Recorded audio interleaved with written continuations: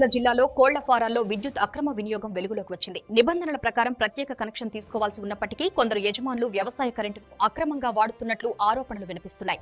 ట్రాన్స్ఫార్మర్లకు నేరుగా వైర్లు తగిలించి 3 ఫేజ్ విద్యుత్తును వినియోగిస్తున్నట్టు సమాచారం. ఈ అక్రమాల వల్ల సేస్ ఖజానాకు భారీ నష్టం వాటిల్లుతోందని తెలుస్తోంది. అక్రమ కనెక్షన్లపై ప్రత్యేక దృష్టి పెట్టామని ఏడీ శ్రీనివాస్ తెలిపారు. ఎక్కడైనా అక్రమ వినియోగం జరిగితే కఠిన చర్యలు తీసుకుంటామని హెచ్చరించారు. హలో హలో అన్నా, నమస్కారం. నమస్తే. అన్నా, హలో అన్న ఎక్కడ? జీపీలోనే.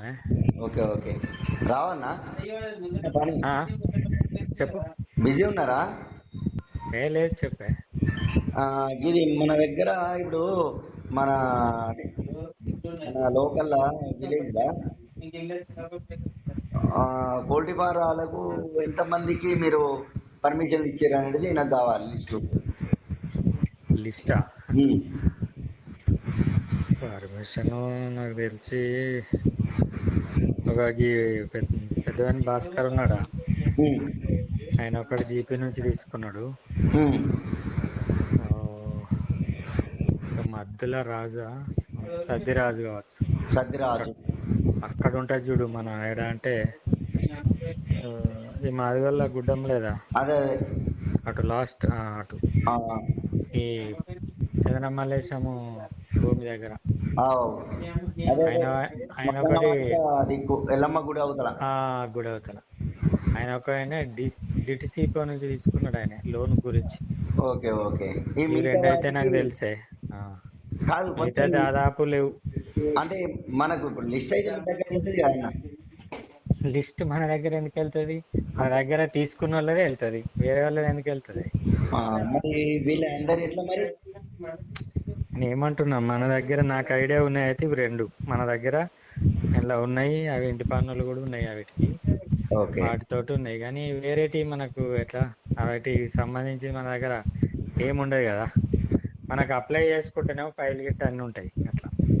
మరి పర్మిషన్ లేకుండానే కట్టుకున్నారా దాదాపు?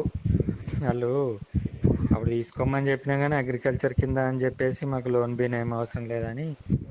ఇప్పుడు ఆ గొల్లలే ఉన్నాయి కదా 2-3 నూకల బాలరాజు ఒకటా రెండా? బాలరాజుది, సీను, భాస్కరి 3. భాస్కరి 3 అంటే ఒకటి వాళ్ళ తమ్ముంది కావచ్చు. 2 ఈయనయి, ఒకటి వాళ్ళ తమ్ముంది. అవును, 3 ఉన్నాయి. 3 లేవు కావచ్చు. ఒక్కటే నాకైతే ఒకటి తెలుసు, పెద్దవని భాస్కర్ది ఫస్ట్ది. అదే ఫస్ట్ది ఉంటది. ఇప్పుడు సంజయ్ రెడ్డి ఉన్నప్పుడు తీసుకున్నాడు ఆయన. ఇంకా 2 లేవు. ఇవన్నిటికి లేవు అన్నట్టు ఇక అంతే కదా. ఎట్లా మరి ఇవి?